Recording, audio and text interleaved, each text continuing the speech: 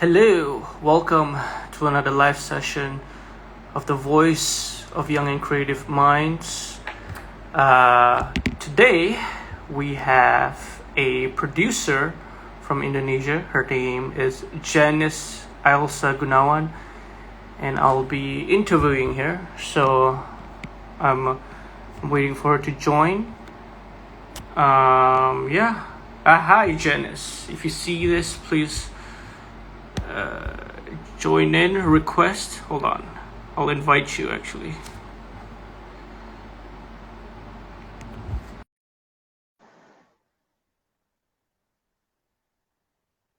Hello. Hi, Janice. Hi. Hi, can you hear me? Hello. Uh-oh. Okay. Might be something wrong with the connection. Okay, well, we'll give Janice some time first. But yeah.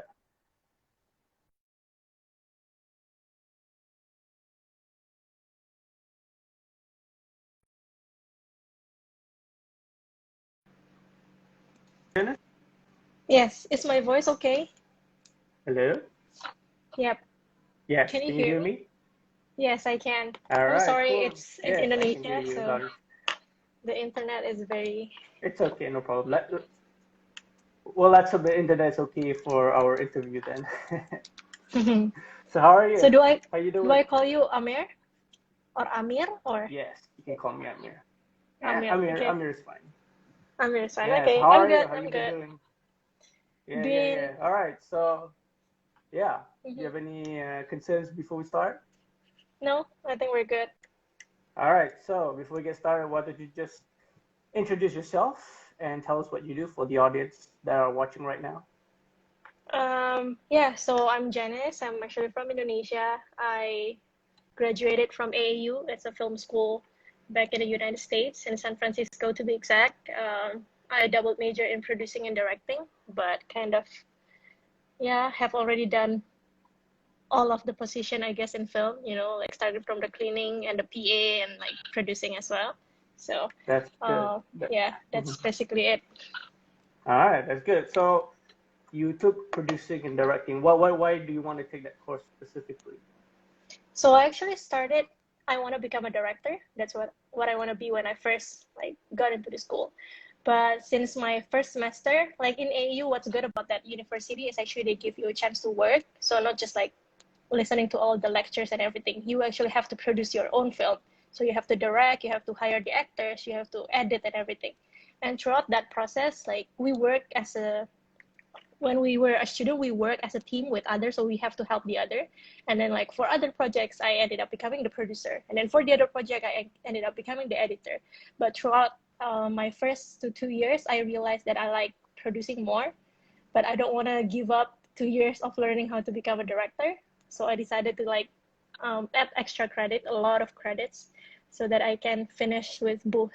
So I took the classes from producing side and also directing side. Okay. So you mentioned you like producing more. So what made you like producing more? Is there a particular set that you worked on that you made you feel like, oh, okay, maybe producing is my thing than directing?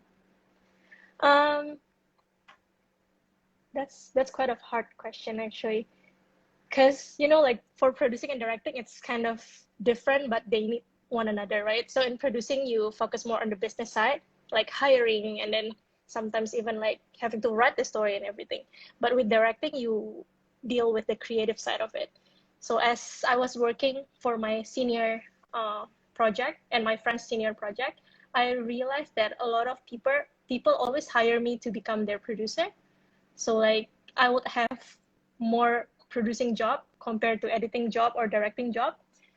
Um, and it's actually very rare. So my professor said like it's rare, like for second year to get like big to have to handle big money for a senior, because for senior their budget is usually like 30,000 and up, but for us the undergraduate probably like $1,000, like $2,000. So my professor kind of like shaped me in the producing side, or like she directed me to go into producing side. That's I guess how I kind of decide why I like producing more, because I enjoy working with money too.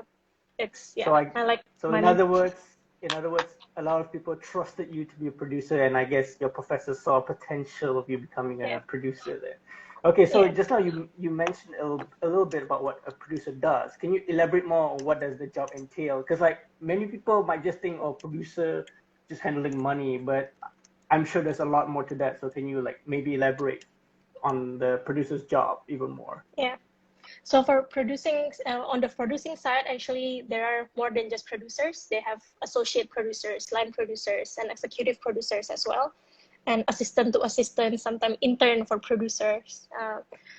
And their jobs are actually different. Like for example, line producers focus more on like specific job like below to the directors, crew, and everything, while producers focus more on like managing the budget and then hiring the crew and then overseeing the whole from pre-production, production to post-production, including like when you have to like fix the script and then work with writers, and if you have sponsors and you don't have executive producer, then you have to kind of be executive producer. So I would say it's kind of different. A producer for TV series, a producer for commercial, and for feature film and short film, it's actually kind of different. Like I wouldn't say like, okay, producer job is to just take care of the money. I wouldn't say that, because sometimes if they have an accountant, then they don't really like take care of the whole money. Like the associate producer or accountant will help them, but like that's kind of the bigger picture. Directors handle more on the creative side, while the producers more on the business side. Not necessarily money, but like business, like hiring, paperwork, payrolls, and yeah. Okay. So when you were hired to be producers back when you were studying, what kind of producer were you? Were you the line producer, associate producer? Because you mentioned Yeah. titles there. So which one were you hired to do most of the time? So for senior project or like independent film, I do mostly assistant producer, I would say. But for bigger picture like feature film, I usually do line producing more than producing, because it's big. Not everyone can be a producer for Mm-hmm. feature films, especially in Hollywood. You have to have connection and you have to have Mm-hmm. like lots of experience, especially in handling bigger money. Because when they hire you, one of the questions that they would ask you is basically, okay, so the budget, like how big of a budget that you have already handled before in the past, because it kind of like your pride as a producer is in that somehow in the budget that you have managed. So yeah, I don't know if that Okay. answers the questions, but yeah. Actually, yeah. Actually, you mentioned on something that touches one of my questions. Actually, one of my questions is, can anybody just be producer? But then you already answered, not everybody. So like, what will it take for someone who wants to be a producer? What do they like actually have to do to prove to this, all these people, besides what you just mentioned? Yeah, I don't really want to like crush the dreams, like I want to be a producer, and then like Janice said, you cannot be a producer, not everyone can be.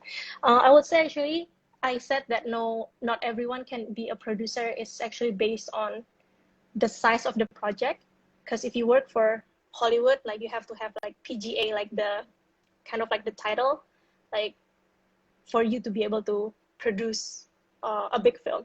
But if you're super rich and you have your own script, you can be the producer of your own film. So like you can actually be a producer if you have the budget, or if it's your own film, then you can arrange everything. But yeah, like professionally hired producer in Hollywood, that's where I said no, like not everyone can be a producer. But sometimes producer too is just a title. I don't know if you have noticed, but some of the actors, I'm not going to mention any of their names, but some of the actors, even in Hollywood, they wrote their name as a producer, but they Yeah. don't actually do the job of a producer. Mm-hmm. So that too kind of make me think like, if you have money, if you have power in that industry, or if you're like a famous actress, like everyone wants you, then you can actually be a producer, kind of. But Yeah, doesn't like The necessarily you Rock, have the Tom skill. Cruise. Yeah. They have big names and they have money. And Yeah. actually, those actors actually produce stuff with their own production company. I realize, especially The Rock. All his films with Kevin Hart. It's just them Yeah. producing and acting. So yeah, I guess it's right. It's true that you say if you have money. I mean, I guess cash is king, right? The Yeah, famous that's true. quote. In film industry, it's somehow. Yes. Yeah.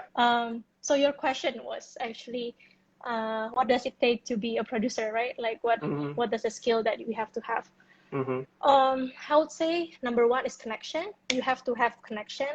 You have, because as a producer, everyone in the group, in the team, kind of expect you to know a lot of people in the industry. For example, like makeup artists, special effect, and everything.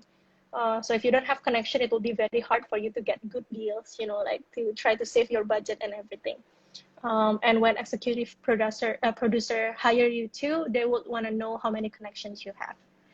I would say, secondly, it's your ability to count while reading the script. So usually when people come to me and bring their script, every time I read like page per page, like numbers would come in my head. Like, okay, if there's that, okay, this is exterior in this location, and then another page is like interior in this location, and then exterior in another location. So like, I would just have to count. Okay, based on what I read, I need around, for example, 15,000 to just produce this movie without hiring the people.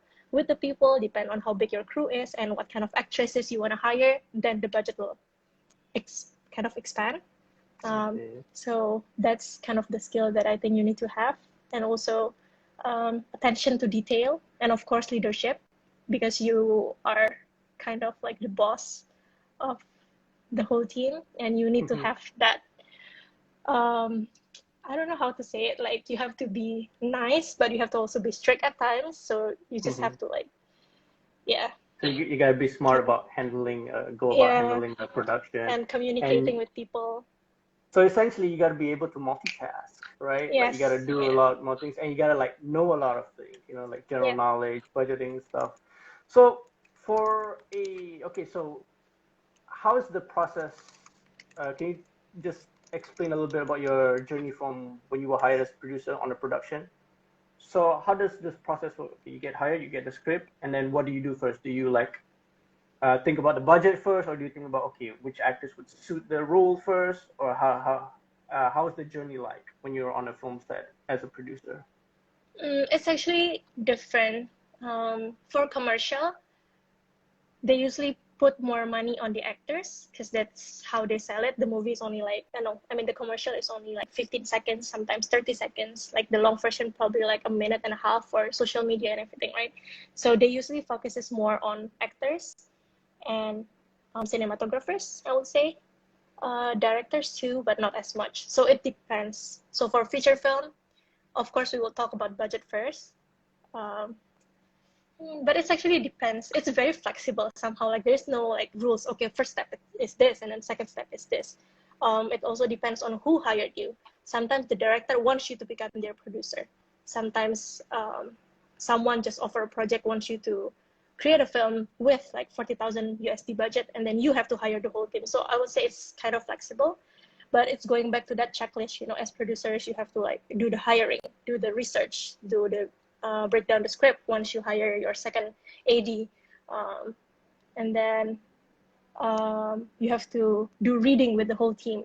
And after that, as simple as finding crafties, like what foods the crew are gonna make, and like having all the list of contracts and having people to sign and everything. Those are actually the pre-production to production side. But then after you finish the whole filming, and oh, actually I forgot, safety is also one of the job of a producer. So if anything ever happens on set, it's kind of on you. So you have to be ready with like on the spot solution, kind of like one of the actor fall, and then like their head got like a scratch or something, and then everyone wouldn't run for like, oh, I need a hospital or something. No, they were like, where's the producer? Where's the producer? The producer have to solve it on the spot and make the Right. decision. And after the production, basically the editing stuff, it also depends on the complications. If you need a lot of special effects or visual effects, then basically you have to kind of oversee the whole thing until like, okay, this is the file, it's ready, it's done, and I'm done.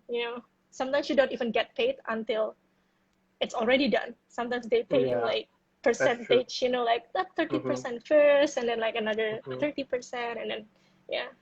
But Well, basically, that's as long kind of as it. there's black and white, it should be okay, I guess, right? You don't really need to Yeah, worry. It's yeah. just You have when to you sign work with everything. Yeah, that's right. It's just usually when with production that doesn't have black and white, it's just word of mouth, like, hey, I'll pay you this, after the shoot and kind of thing. That's when you got to be really cautious. Yeah. Yeah, And it doesn't yeah, really and happen actually in the US. In Indonesia, yeah. it happens quite a lot.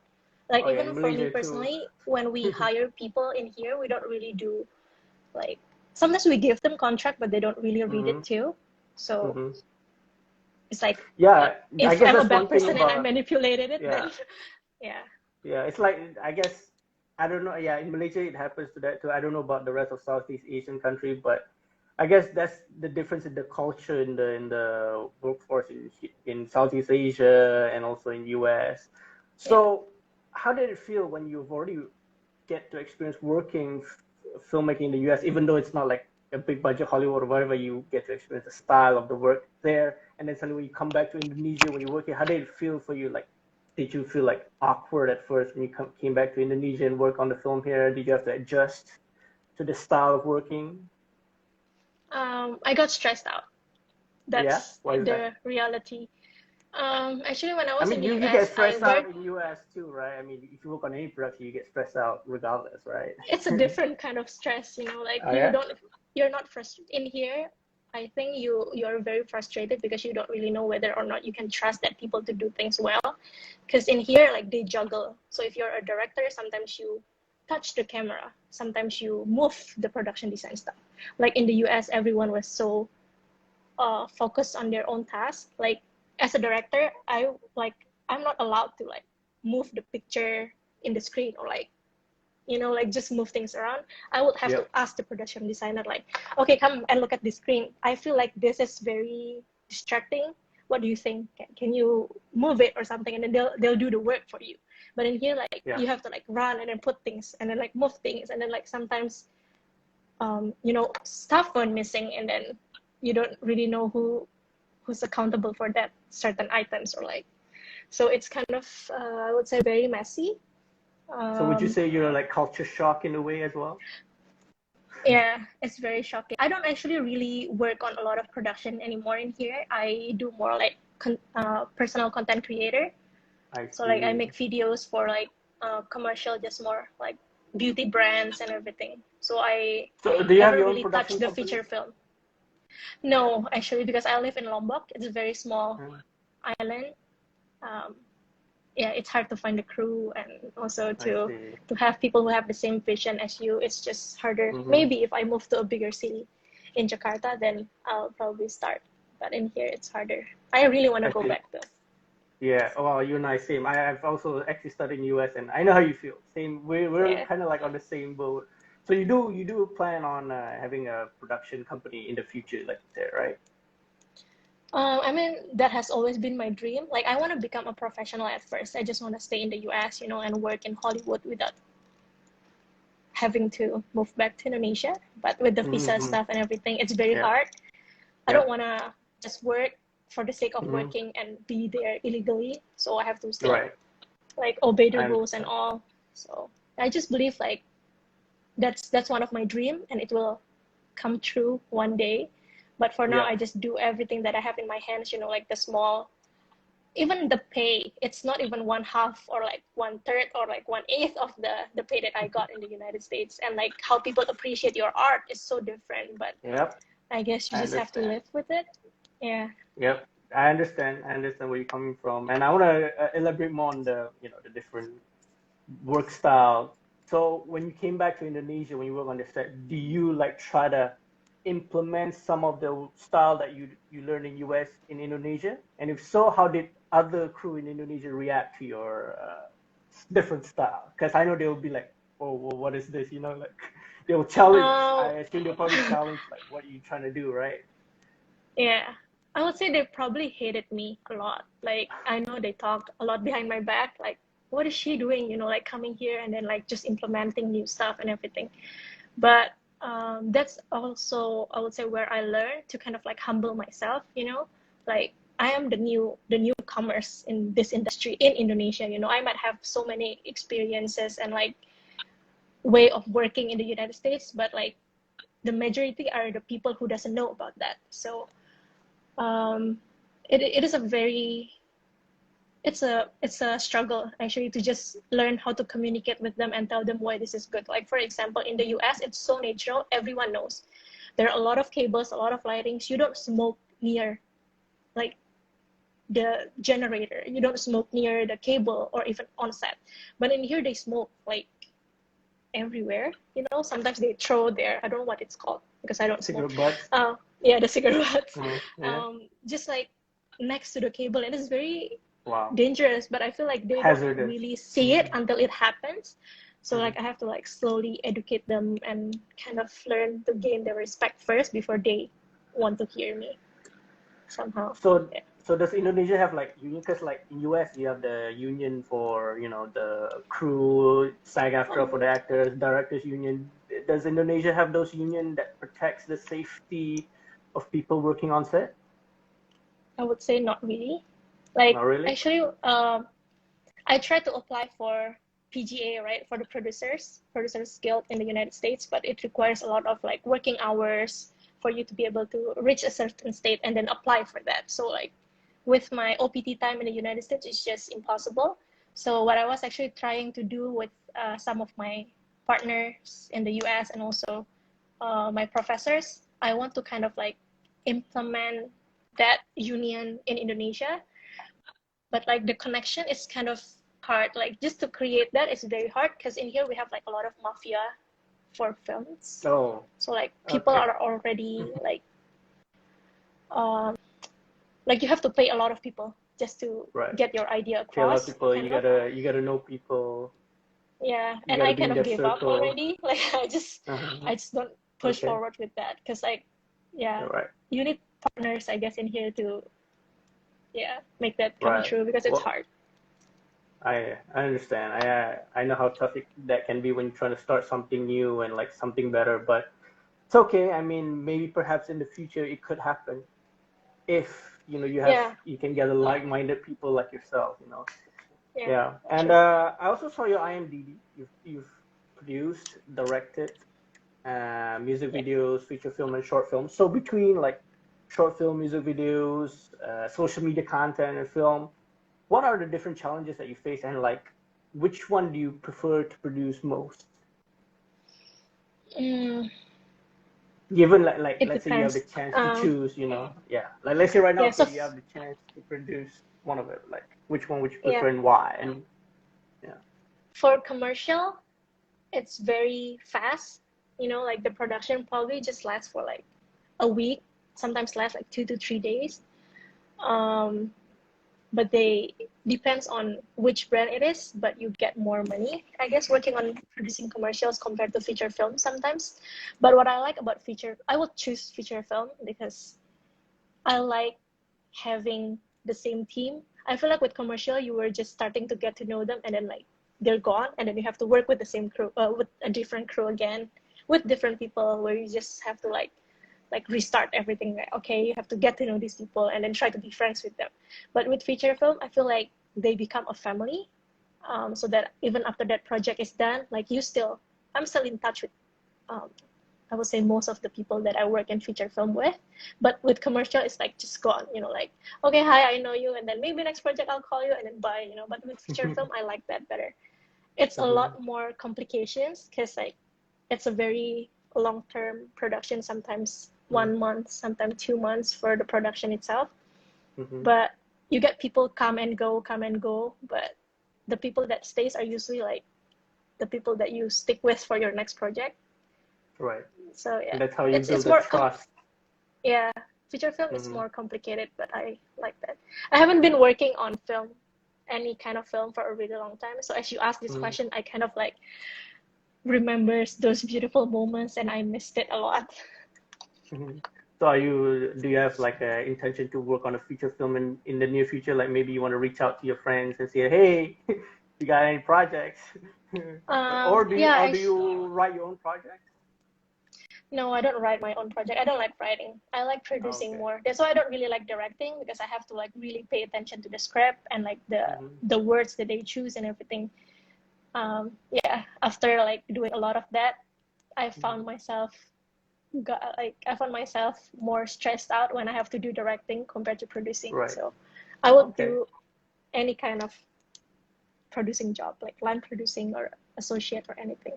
But in Indonesia, I actually kind of got an offer to work on one of the big film in here, but I haven't really say yes to that because of the corona. It was supposed to happen mid of last year. But yeah, I just resigned from my office work so that I can work on that. But corona happened, so everything just got postponed, and yeah, I just don't end up doing it, I guess. Yeah, one of my questions is about COVID-19 actually. As you know, the whole world struck by COVID-19. A lot of industries have been stopped, including the film industry. So I was going to ask, have you worked on any project during this COVID-19 period, or have you been doing something else? I actually have to do something else because I have to still make a living. So film industry is slowing down. I know like some of big actors in Indonesia too, they have to stay at home. They got so stressed out because they have to stay at home. Usually they have to like shoot here and there and with their busy schedule. But like I think most of us are actually staying home. Yeah. Yeah, because in Indonesia the numbers are getting just higher and higher. But for me personally, I still do, because when I was in the US, I kind of like work in an advertising company. So I do like web design, and also I kind of do a very random stuff. I do graphic design too. I'm not an expert at it, but I do that a bit. So like during this COVID, I actually do that. Just whatever project that comes, I'll do it, I guess. Right. Okay. Yeah. Yeah. The film industry is really at an all-time low. I mean, like, I don't know in Indonesia, but in Malaysia, we cannot shoot anymore because of the rules and SOP. Is that the same in Indonesia as well? Kind of the same, I would say, in here. Yeah, we do. Okay. All right. Well, because when they film, they usually, like, most of the crews are in Jakarta. Or, yeah, usually in Jakarta. Like, they usually produce film in Jakarta area, like Bogor, or like the side of Jakarta. But the Jakarta is right now it's very messy. So we don't really want to like meet people, and we have lockdown too. Not like the lockdown in Malaysia, but we have a slightly lighter lockdown, but it's still a lockdown. So we don't really work in film or like produce anything. Okay. Yeah. All right. So, do you have any advice for any upcoming filmmakers or those who want to be producers? Any like tips and advice that you want to give for those people who are starting out? So I'm sure they will want to get some encouragement right about now. Yeah, I would say just make as many people as you meet as many people as you can, and then just try to be nice to everyone, you know. And it's okay to work from the bottom. I personally started working in film unpaid. I throw trash. I make coffee for the director, and I clean up the bathroom and everything before leaving the set, and then I have to come the earliest and then leave the latest. But I guess from doing those little stuff, people will see your quality, you know. Like, you don't have to be the best producer for everyone to see. Sometimes when you have to do the little things and just, yeah, if you just got a chance to help anyone, just do that. Because that's how it works in film, you know, like you owe someone something, and then, oh, she helped me before, and then I have to help them, and then I help you before, and then you have to help me. You know, it's always like that in film. So just it's like help courtesy. just help as many people as you can, and just ask around. You know, it's okay to not know stuff. It's better to not know and ask than to mess it up. Because in film, once you messed up, the whole industry, even in LA, you know, LA is a very big place, but once you messed up, like everyone, like a lot of them, they wouldn't want to work with you because it just spreads like crazy. It's like the virus actually. Oh, they lost the memory card of the cinematographer last time, so never work with them. And everyone wouldn't want to work with that person anymore. So like, just try to be nice.